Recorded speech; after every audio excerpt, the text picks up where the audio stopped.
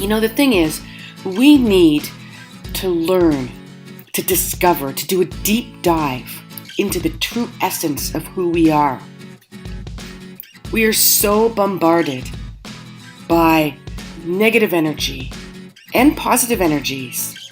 And I'm not talking about the energy of feelings and the energy of our minds and the energy of our bodies. I'm talking about electrical energies that are pulsing our systems on a daily basis. And that's coming from the machines that we use, the technology that we use, the cars that we have, the carbon dioxide in the air. It also comes from the universal mind energy of global pain and global anxiety. And we are taking this in like sponges walking the earth on a daily basis. And this distracts us. This causes us an enormous amount of anxiety so that we are constantly distracting ourselves from the pain that we are feeling around this. There are many ways we can solve this, and one of them is doing a deep dive into who you are. What are your needs? What are your desires? What are your gifts? What are you amazing at? Where are you awesome? Where are you the most awesomeness?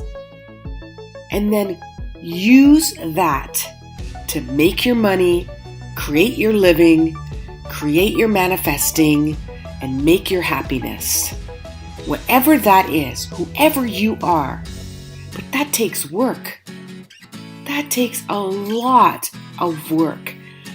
And it takes ritual and habits and routine. And yes, we have children to raise, and we have food to put on the table, and jobs that create that food on our table. And we have so much desire. We are inundated by desire. I desire this car, I desire this house, I desire this food, I desire this diet, I desire this for my child, I desire this for my home, I desire this for my husband, I desire this for me, I desire these clothes, I desire this traveling. If we could let go of desire, 100%, we would be so much happier. But we don't. I admit, I am just in the same rat race as all of you are. And so so first of all, the deep dive, number one. Do you read books? Do you watch documentaries? Do you have an astrology reading? Do you have a life coach? Do you have a transcendental life coach as myself, where I use psychology and astrology? Do you talk to a friend? Do you deal with it at night when you talk to yourself and listen to your wisdom, your night dreams? Do you do it in clean living, such as, I want to make a contribution to the world because the suffering of animals and farming and the toxics that are going in our livers from chemicals is something that I have a passion for. And I'm not going to go out there and advocate it, and I'm not going to go on the picket lines, and I'm not going to fight politics or the government, and there is people doing that. But I will eat in a way that aligns with that belief system. I've had friends go, that chicken's going to be killed anyways, that cow is going to live the way it's going to live and be killed, and someone else is going to eat it. That doesn't matter to me. That's none of my business. What I'm doing is I'm eating in a vegan way with sustainable fishing that aligns with my belief system. That gives me energy. That gives me empowerment. That allows me to manifest, because that anxiety, that desire is gone.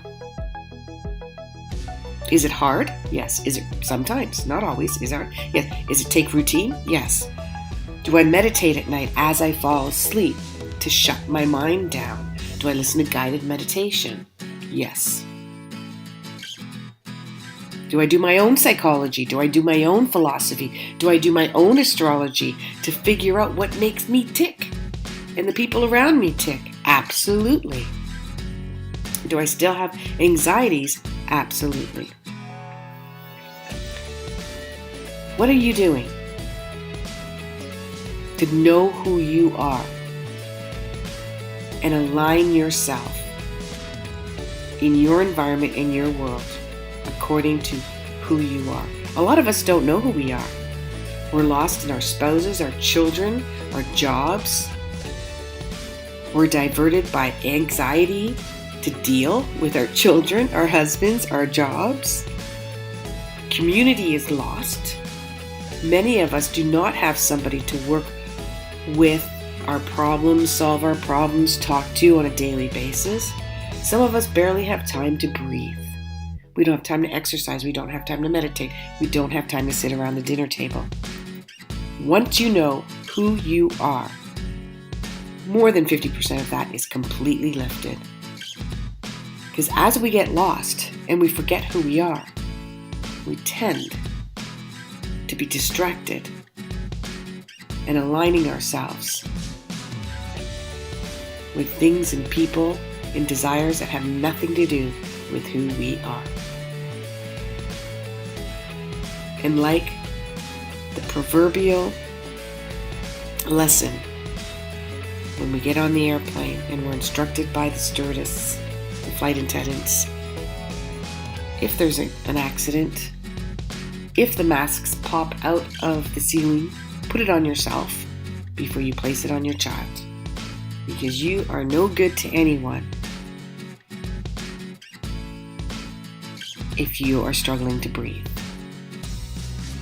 if you are weakening by lack of oxygen.